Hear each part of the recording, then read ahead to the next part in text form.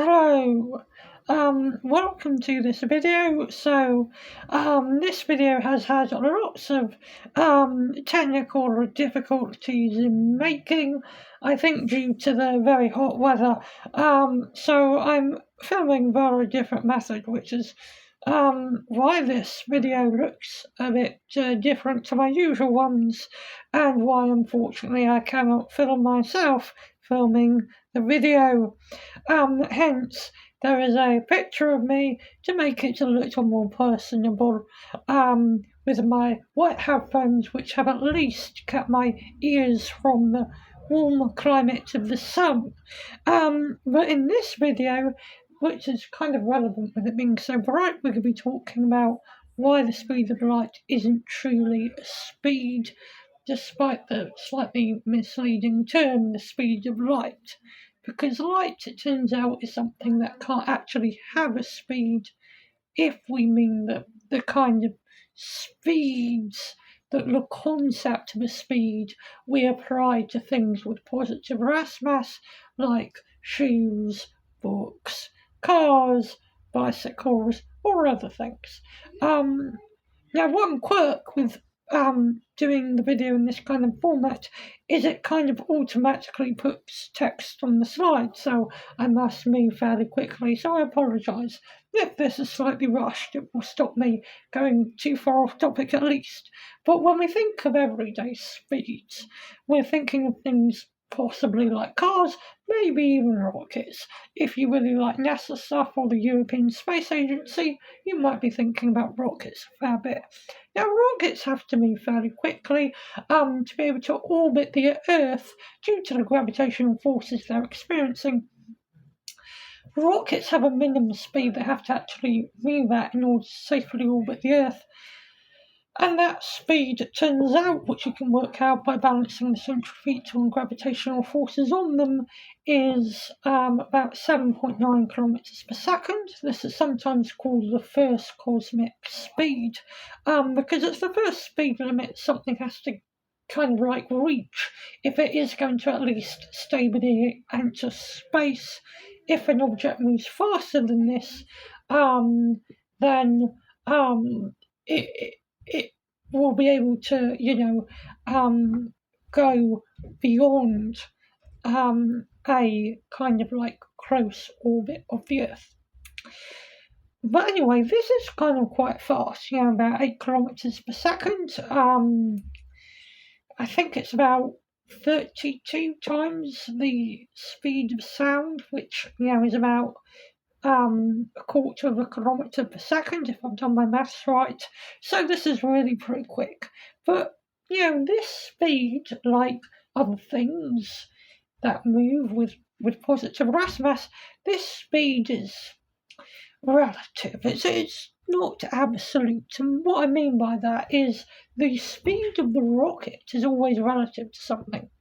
So if you were like on the moon, an astronaut on the moon, watching the rocket moving, well, even when we would say on Earth the rocket is stationary, it hasn't left the surface of the Earth yet, you would say on the moon, no, the rocket is moving because it's on the Earth and the Earth is moving relative to you. Therefore, the speed of a rocket is entirely relative, including when it is at rest and when it is moving. In fact, everyday speeds are, by their nature, relative. They do not describe anything absolute about reality. They are merely relative notions. And that's really important. Now, because of that, traditional speed, as in the speed of a rocket or other things, is not a true scalar. So a scalar is a zero-index quantity that is independent of a change in the coordinate system, and clearly the relativeness of speeds means that typical speeds are not independent of the coordinate system. We need a coordinate system to define them because speeds are talking about relative motion, they're not saying anything absolute. However, and this is a really interesting thing, the speed of light is not a relative notion, it is absolute. You might have heard the phrase, nothing can travel faster than the speed of light. Now, that is technically wrong in a variety of ways, but it does emphasise a vital feature of the speed of light, that it is something absolute. It's not a relative notion, it's something fundamental to the laws of physics, and it turns out the speed of light is a true scalar.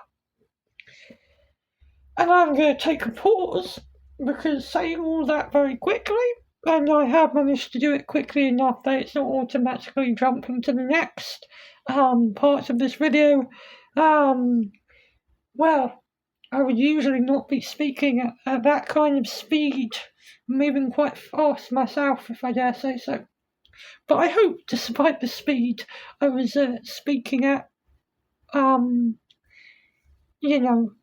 it's kind of relatively clear why the everyday notion of speed doesn't quite match the idea of a scalar. And now we're going to move on to discuss why the speed of light is a true scalar quantity. So how light differs from things like the speed of a rocket, the speed of shoes, the speeds we are usually talking about in daily life.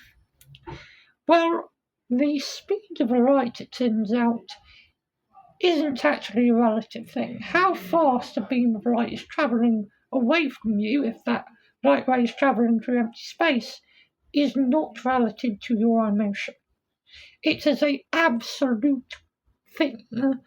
And that makes it radically different from all other types of speeds. So different, I don't think we should even call it a speed, because physically it's a very different kind of thing. Specifically, the speed of light is an example of what is known as a Lorentzian scalar.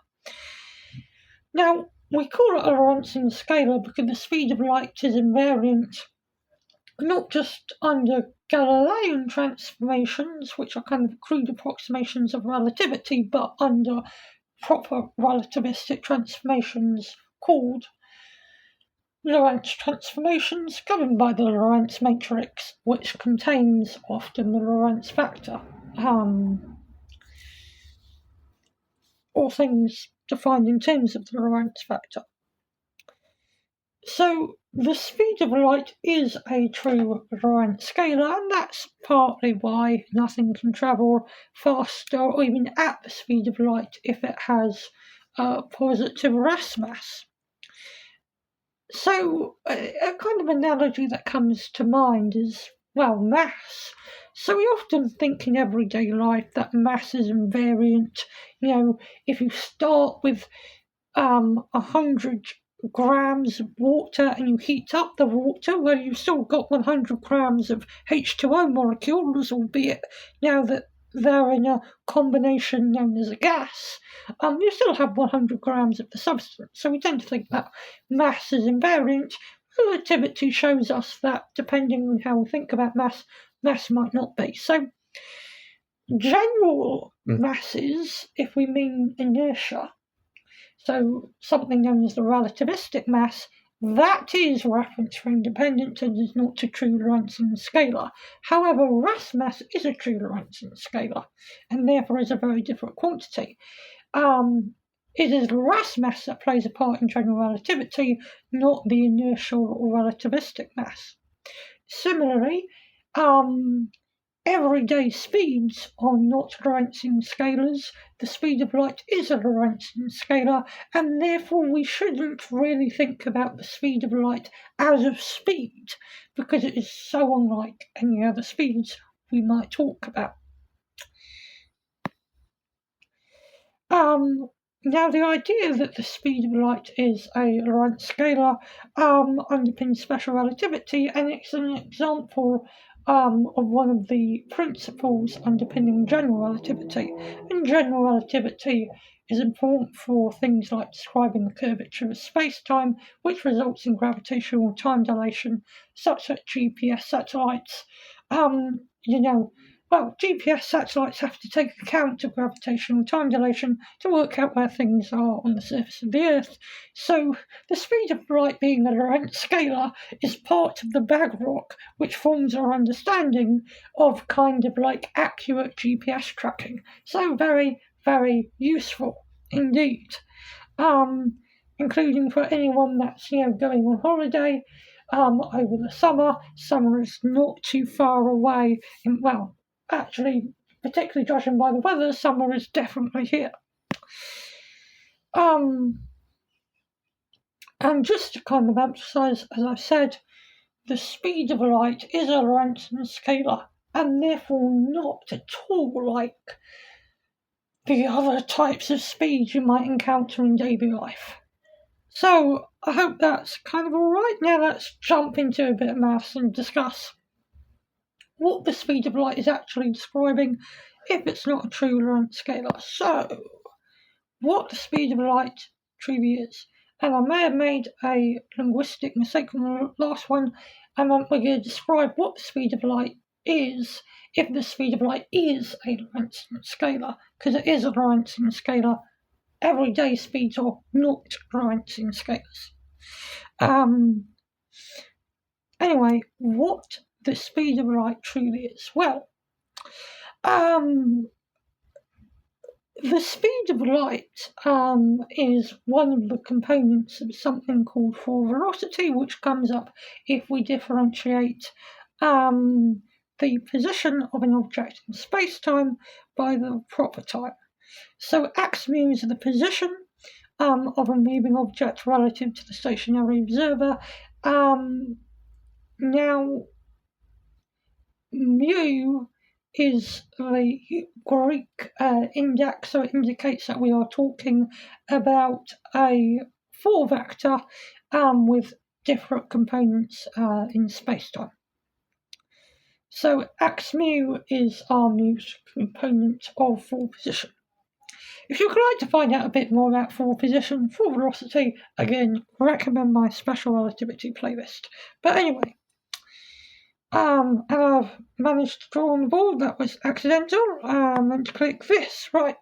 So the scalar product of forward velocity with itself gives us its size squared, but because this scalar product is a scalar product of a 4 vector which lives in space-time, we can't use the Euclidean metric, so we have to use the Minkowski metric, which is our symbol with 2 lowercase indices, because we represent this metric as a matrix, because the general role of the metric is to transform between covariant and contravariant representations of a vector. Now, if we actually do the maths, we find that the magnitude of forward velocity is the speed of light, c. So, the speed of light is a Lorentz scalar which describes the magnitude of forward velocity, but importantly, this is the magnitude of forward velocity for anything. So it is talking about the motion of anything across space-time. So the speed of light is actually a measure for how rapidly things move through space-time. And space-time is essentially well, at least in the classical context, a continuous grid of events linked by causality.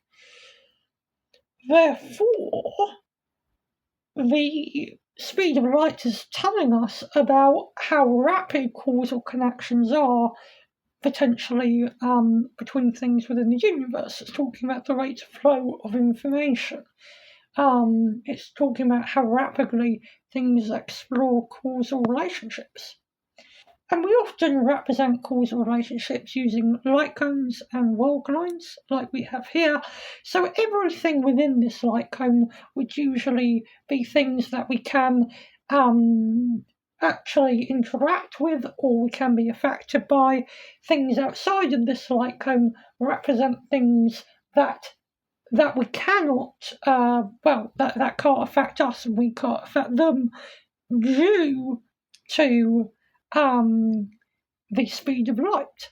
And the speed of light is actually determining how, therefore, wide this light cone is.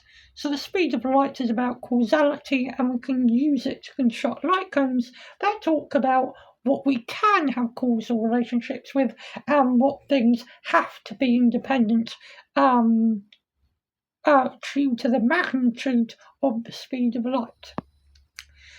And just to show that in a fairly concrete way, if you say the speed of light is 0, then we have to conclude that full velocity is 0, therefore no components of full position change with respect to proper time, and so essentially everything is kind of static. Nothing is really changing, nothing has motion, there is no flow through space-time.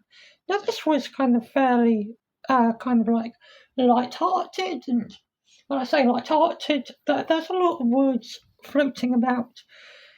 I'm partly doing it because there is a playlist on special relativity on the channel, but also because this video isn't really trying to be super rigorous, it's just trying to emphasise with some maths that the speed of light as a Lorentz scalar takes on a very important role within physics and has a much more fundamental aspect to play in the universe than other speeds. So non-Lorentzian scalar speeds. So speeds that in fact aren't really scalars at all. So what unit should we give the speed of light? Now, as I've said, we traditionally say the speed of light is about like 3 times 10 to the 8 meters per second. So, yeah, that's 300,000 kilometers per second. And so we might go, well, the speed of light should be in meters per second or kilometers per second, like other speeds. But as we said, the speed of light isn't actually a speed, because it has such a starkly different nature to other speeds. So what unit should we give the speed of light? Well, we've seen formally that the speed of light is telling us about the magnitude of full velocity. So what units do the components of full velocity have? Well,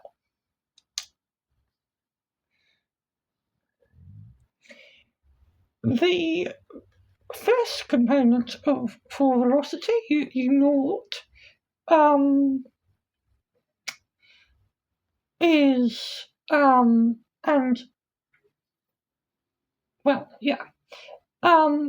is dt by d tau. Now, t and tau are both units of time, so dt by d tau is a dimensionless quantity. So u0 has no units at all. And similarly, all the other components of full velocity shouldn't really have any units. We can say they do, but in a proper relativistic sense they don't. And also, to be consistent, if u0 doesn't have any units, then ui, where I is some spatial index of our four-dimensional spacetime, ui shouldn't have any units either. So we could argue that in a relativistic sense, full velocity u mu doesn't have any units. It's truly dimensionless in that sense. Therefore, the speed of light, as measuring the magnitude of full velocity, should also not have any units. And in fact, in particle physics, we don't give the speed of light any units at all. In particle physics, the speed of light is set to just 1, not 1 something per something, not 1 meter per second, just 1. There are no units at all attached to the speed of light, and that is because, when properly understood, the speed of light is a Lorentzian scalar, and it's a Lorentzian scalar referring to a unitless quantity, Therefore, the speed of light should not have any units linked to it. So, what are the units of the speed of light? Well, the speed of light doesn't have any units. It is a dimensionless quantity. So, I hope you've enjoyed this video. It's worth saying that the form of this video has been quite different to most of mine. Its quality, well, I hope it's alright. As I say, this is a very different setup because due to the heat, my usual equipment has decided to take a nap. And if it was not electronic, I might give it some water, but given it's electronic, there's unfortunately not really much I can do apart from just let it chill out. Hopefully the night time will help out a bit. But anyway, I've really enjoyed making this video, and it's been lovely to get back to YouTube. I miss making videos quite a bit. One of the reasons, there are a few reasons I've been kind of like, life has been fairly busy, but one reason I haven't uploaded anything for a while is I've been working on a book. And this book is an introduction to quantum mechanics. I've enjoyed writing it. I'm really hoping it will show the world how marvellous quantum mechanics can be, and I'll put a link to the book below this description. Given this channel is kind of like physics related, it makes a lot of sense to mention it here. But most importantly, I hope you've enjoyed this video, got something out of it despite the slightly unusual format, and I really look forward to sharing with you some more wonderful physics soon. But for now, wishing you all the best for the week ahead, and enjoy your cosmic exploration.